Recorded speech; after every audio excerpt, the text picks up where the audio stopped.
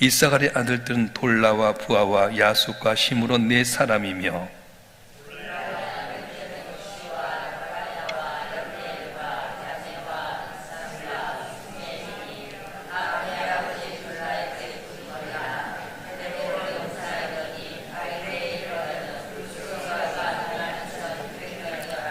우시의 아들들은 이스라히야요, 이스라히야의 아들들은 미가엘과 오바댜와 요엘과 이시야 5사람이 모두 우두머리며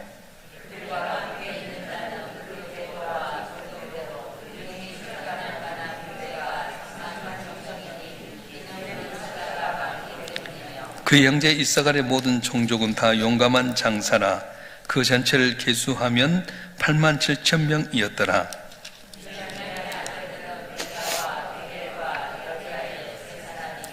벨라의 아들들은 에스본과 우시와 우시엘과 여리목과 일이 5사람이니 다 그 집의 우두머리요 큰 용사라. 그 계보도를 계수하면 22,034명이요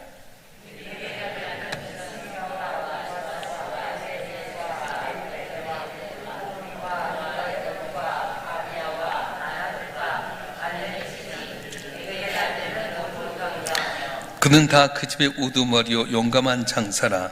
그 자수를 계보에 의해 계수하면 22,000명이며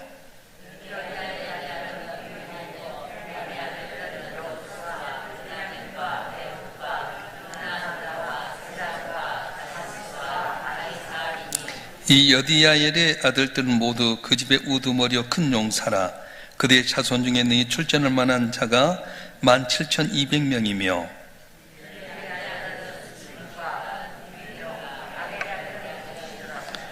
납달리의 아들들은 야시엘과 구니와 예셀과 살루미니 이는 비라의 손자들아.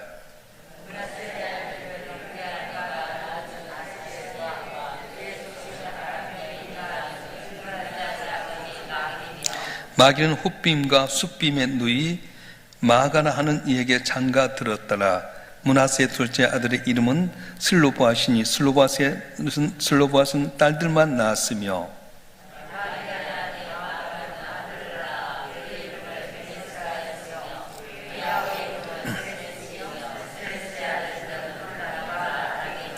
울람의 아들들은 부단이니 이는 다 길앗의 자손이라. 길앗은 마길의 아들이요 므낫세의 손자이며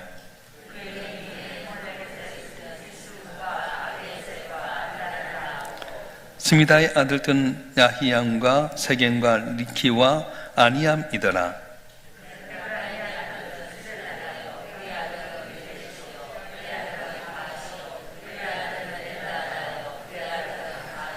그의 아들은 사바시오 그의 아들은 수델라이며 그가 또 예셀과 엘리앗을 낳았으나 그들이 가드 온 주민에게 죽임을 당하였으니 이는 그들이 내려가서 가드 사람의 짐승을 빼앗고자 하였습니다.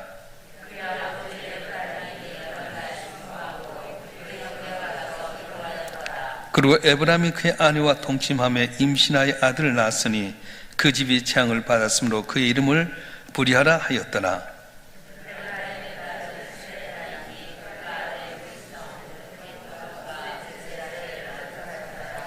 부리아의 아들들은 레바와 레셉이요 레셉의 아들은 델라요 그의 아들은 다한이요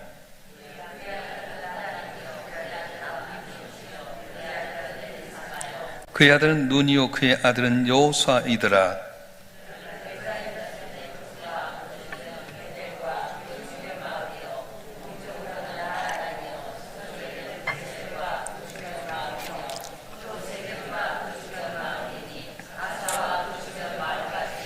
또 므낫세 자손의 지기에 가까운 베스안과 그 주변 마을과 다낙과 그 주변의 마을과 무기또와 그 주변의 마을과 돌과 그 주변 마을이라. 이스라엘 아들 요셉의 자손이 이 여러 곳에 거하였더라.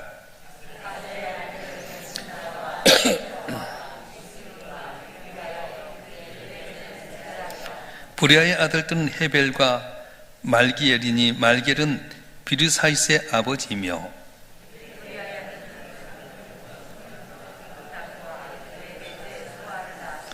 야블렛의 아들들은 비삭과 빔할과 아수아시니 야블렛의 아들은 이러하며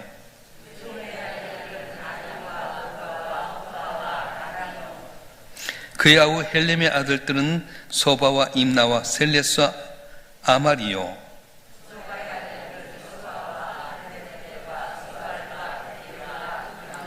베셀과 훅과 사마와 실사와 이드람과 부에라요. 울라의 아들들은 아라와 한니엘과 리샤이니 다 아셀의 자손이요 우두머리요 정선된 용감한 장사요 방백의 우두머리라. 출전할 만한 자를 그들의 계보도로 계수하면 26,000명이었더라. 아멘. 할렐루야. 오늘 읽으면서 아주 힘들었죠? 우리 이름과는 다르게 전혀 모르는 이름들 많이 나오는데, 오늘 본문의 말씀은 요단 서편에 있었던 6지파의 이름들을 언급하고 있습니다. 1절부터 5절간 이사갈 지파에 대해서, 6절부터 12절은 베냐민 지파에 대해서, 13절은 납달리 지파, 또 14절부터 19절까지 므낫세 반 지파와 또 20절부터 29절은 에브라임 지파, 30절부터 40절까지 아셀 지파에 대해서 6지파에 대해서 이렇게 이야기합니다. 아브라함이 이야기했던 대로 정말 그 자손이 번창하게 되는데, 오늘 본문에 보게 되면 각 지파의 번성을 군사력에 초점을 맞추고 있습니다. 하나님이 그들을 사랑했던 이야기를 배제하고 왜 군사력에 초점을 두고 있을까? 그들이 군사력을 많이 갖고 우두머리였지만 결국은 테라길로 접어듭니다. 하나님을 떠나버리면 지금 힘이 있을지라도 결국은 퇴락하게 된다고 하는 겁니다. 그래서 마침내 멸망하고 말았습니다. 우리가 역대기의 저자가 뭐냐면 포로기에서 돌아왔던 제사장이면서 학사했던 에스라 선지자를 통해서 이 역대상을 기록했어요. 그들이 돌아와서 보니까 성전도 무너지고 성도 무너지고 힘도 없고, 그런 가운데 그들이 생각하는 뭐냐면 이전에 있던 영광들을 다시 되돌아 보는데 왜 그때 이렇게 강했는데 무너졌을까? 하나님 없이 우리 힘들어 살 때는 아무것도 아니다는 걸 보여주고 있는 겁니다. 구원은 모든 것이 없어지고 난 다음에 이루어지는 거예요. 내가 뭔가 가지고 있으면 돌아왔으면 어렵습니다. 그래서 이번에 많은 분들이 은혜 받았지만 저는 특별히 수넴의 귀한 여인이 엘리사 선지자 가까이에서 관계가 좋아지는 가운데 아들이라고 하는 정말 좋은 선물을 받아서, 그 당시 아들은 아들 못 낳은 저주였거든요. 아들을 낳았는데 아들을 낳으면서 아들에 집중하다 보니까 관계가 멀어지게 됩니다. 그러면서 얘가 10살 됐을 때 아버지 따라서 밀밭에 갔다가 머리 아파 그래서 엄마에게 보냈더니 죽어버렸어요. 그래서 그가 어떻게 하면 엘리사 침상에 올려다 놓고 엘리사를 찾아가는 거예요. 관계를 회복하고 가는데 섭섭했던 엘리사 선지자는 게하시에게 지팡이면 네가 가서 고쳐라 살리라는데 아닙니다. 난 당신이 오길 원합니다. 그래서 엘리사에게 관계가 완전히 회복이 된 가운데 아들이 살아나게 되고, 그래서 살아났을 때 이제 엘리사를 통해 주셨던 말씀이 무엇입니까? 가뭄이 오게 되니까 피해라. 이걸 떠나서 거주할 곳에 가라. 이스라엘 백성이 많이 있었지만 이 여인이 하나님과 관계가 회복이 되니까 결국은 블레셋과 이스라엘 변방인 블레셋 땅에 거하면서 7년 동안 거하게 됩니다. 부잣집 여인이, 귀한 여인이 남의 땅에서 7년 동안 몇이 천대받고 있었는데 7년 지나고 돌아왔더니 그 땅이 더 번성한 것이 아니라 집도 다 밭도 빼앗겨졌을 때에 그때 마침 엘리사가 게하시를 통해서 왕이 엘리사를 통해서 삶 살아난 걸 게하를 통해 되는데 이 이야기함으로 말미암아서 잃었던 땅도 집도 다 찾게 되고, 그리고 7년 동안 소출했던 것도 다 출하했던 그런 말씀을 들었어요. 기억납니까? 이스라엘 백성들에게 주셨던 말씀 바로 그거예요. 힘 있다고 능력 있다고 군사의 수를 세우지만은 하나님 떠나버리면 퇴락의 길로 가게 되고 멸망할 수밖에 없다. 하나님은 우리에게 다 주신 것 같지만 하나는 부족하게 만들었어요. 아무것도 안 준 것 같지만 하나는 주셨어요. 그래서 중요한 것은 내게 주신 것 하나 갖고 최선을 다하면 시작은 날로 창득된 은혜가 있게 된다고 하는 거예요. 할렐루야. 다 가지고 있어도 하나는 안 주셨어요. 왜? 하나님 의지하게 만드는 겁니다. 돈 있고 권력 있어도 건강 잃어버리게 하죠. 건강도 다 있고, 근데 자식들이 꼭 문제 일으키죠. 아무것도 없는 것 같아도요, 하나님 의지하면 길이 열려지게 되는 거예요. 한 사람의 변화가 한 가정을 변화시키게 되고요, 한 가정이 변한 한 나라의 미래를 변화시키게 됩니다. 이것 시대와 사람을 불문하고 다 반드시 있었어요. 족보는 뭐가 같냐면 다리를 놓는 것 같아요. 400m 개조하게 될 때 바톤을 엮고 막 달리다가 이어주는 것처럼 내가 잘 달려서 그 다음 사람이 잘 달리게 만드는 거예요. 첫 스타트가 중요하지 않습니다. 내가 어느 집에 태어났냐, 어느 가문에 있느냐, 얼마나 받냐 중요하지 않아요. 오늘 내가 살아가는 삶 가운데서 내가 잘 살아서 내 후대가 잘 되게끔 하는 거예요. 그래서 개주를 하게 될 때요, 어떨 때는 못했지만 그 다음 때 막 잘해서 통과할 경우가 있잖아요. 그러니까 여러분이 오늘 족보에 보게 되면 무명의 인사들도 너무 많습니다. 그런데도 불구하고 다 안 된 것 같아도 되는 역사가 있었어요. 저는 오늘 본문의 말씀 가운데 역대상 7장 20절부터 한번 봤으면 좋겠어요. 에브라임 지파에 대해서 좀 언급하고 싶은데 7장 20절부터 21절 말씀 한번 읽어볼까요? 시작. 에브라임의 아들은 수델라요, 그의 아들은 베레시요, 그의 아들은 다시요, 그의 아들은 엘르아다요, 그의 아들은 다시요, 그의 아들은 사마시요, 그의 아들은 수델라며 그가 또 에셀과 엘르앗을 낳았으나 그들이 가드 온지밀에게 죽임을 당하였으니 이는 그들이 내려가서 가드 사람의 짐승을 빼앗고자 하였습니다. 아멘. 자식들이 블레셋 땅에 가서 짐승을 빼앗고자 하는 가운데 죽임을 당하고 말았어요. 여러분, 어떤 사람은 이런 고난 때문에 무자식이 상팔자라 그럴 때가 있어요. 자식이 있으면 근심이 있습니다. 근데 그 자식이 죽어버리고 말았어요. 얼마나 비통하겠습니까? 그런데 오늘 본문에 보게 되면 22절에 형제들이 와서 위로했단 말이 나와요. 22절 말씀 읽어보겠습니다. 시작. 그의 아버지 에브라임이 여러 날 슬퍼함으로 그의 형제가 가서 위로하였더라. 아멘. 사람이 고통당할 때 위로자가 필요합니다. 그래서 같이 모여 사는 것입니다. 성도들이 같이 이렇게 있는 것이 얼마나 위로가 되는지 몰라요. 좋을 때는 괜찮아요. 어려울 때 위로자가 있어야 되는 거예요.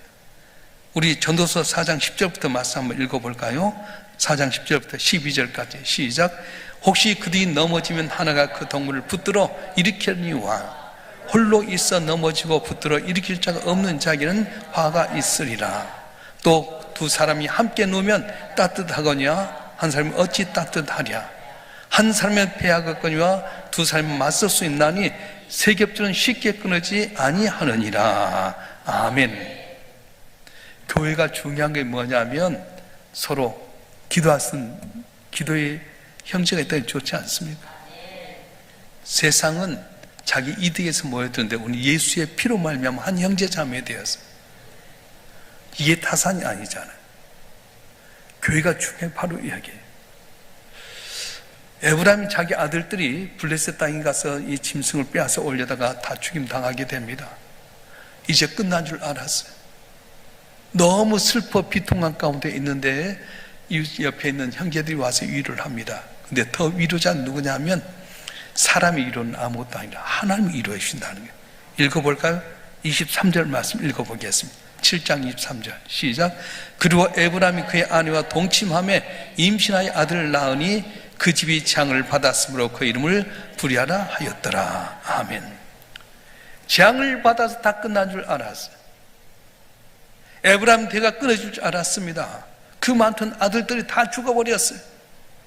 그런데 하나님께서 그의 긍휼을 베푸셔서 아내와 동침하였더니 잉타의 아들 낳았더라. 이름을 부리하라 하였더라. 이렇게 말씀합니다. 그래서 에브라임 지파에서 누가 나오게 됩니까? 나중에는 여호수아가 나오게 만들었어요. 할렐루야. 나는 끝난 것 같지만 하나님 긍휼을 베푸신 하나님, 오늘 또 주님 앞에 나오면 길이 열려지게 하시고 은혜를 주실 줄 믿습니다. 그래서 내가 어느 족보에 서겠냐, 내 조상이 누구냐, 그게 중요하지 않습니다.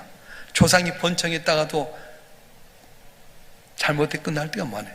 조상들이 잘했던 이자 먹고 사는 사람이 있을 수 있어요. 자기는 잘못하고 조상들이 잘된 것 같고 이자 먹고 사는 사람이 있어요. 반면에 나는 초라하고 부족하지만 내가 하나님께 잘해서 내 뒤에 흥황할 수 있는 은혜도 있을 수 있어요. 할렐루야. 따라서 합시다. 기도는 씨앗이다. 믿습니까? 내가 지금 뿌리면 반드시 거둘 줄 믿습니다.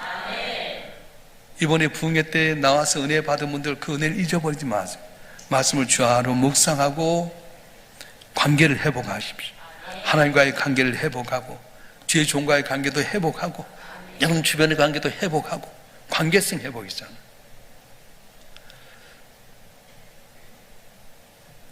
사람이 하나님께 만드실 때 하나님과 사람과의 관계, 창조 이 타락 전에는 하나님과 인간의 관계는 하나님 돕는 자, 우리에서 모든 걸 예비해 주신 아버지 하나님이셨어요. 아담과 하와처럼 반려자의 관계였고요, 자녀를 생육하고 번성하라고 지배하라고 말씀하고, 그런데 타락한 다음에 관계가 깨지니까 어떻게 되냐면 하나님은 심판자로 가버린 겁니다. 날 위해서 모든 걸 만들어주시고 때를 다 돕는 하나님이셨는데 타락하고 나니까 하나님은 심판자, 나를 저주하는 자도 변해버렸어요. 아담과 하와처럼 반려자의 관계가 가인과 아벨처럼 시기하고 지도하고 죽이는 관계로 전락합니다. 자연을 정복하고 생육하고 번성하라 했는데 이 두 가지 관계가 깨지고 나니까 하나님이 있는 자리가 또 인간과의 관계의 자리가 깨지니까 우상을 숭배하게 된 겁니다. 그래서 하나님께서는 회복하기 위해서 어떻게 아들 예수를 이 땅에 보내시고 컴퓨테이션, 하나님께 인간이 성육신 났을 때에 엔카운터 반응하게 됐을 때 스파크가 일어나면서 구원의 역사가 일어나게 되고 관계가 회복이 되는 거예요. 할렐루야. 그래서 예수를 통해 내가 하나님 아버지라 부르게 되고요, 만나지 못할 우리가 주 예수 안에 형제 자매가 되게 되고 자연을 정복하고 생육하는 존재로 변화가 되는 겁니다. 이 족보를 볼 때 그냥 보면 전혀 이해가 안 되잖아요. 근데 족보는 릴레이 할 때 바톤 체인저 같다. 비록 내 조상들이 못했을지라도 내가 주님 앞에 올바로 쓰면 길이 열려질 수 있다. 내 조상들이 잘해서 내게 복을 주려고 하지만 내가 못하면 겨우 조상들이 내게 했던 것을 이제만 받아먹고 삶을 살 수 있다는 거예요. 그래서 에스라 선지자를 통해서 주셨던 말씀은 옛날에 그렇게 창대하고 영화스러웠는데 우리 조상들이 그 은혜를 잊어버렸다. 다윗에게 주셨던 은혜를, 번창했던 은혜를 잊어버리고 우상을 섬기다 보니까 이스라엘이 망하게 되고 유다가 망하게 되었다. 어떻게 해야 되겠느냐?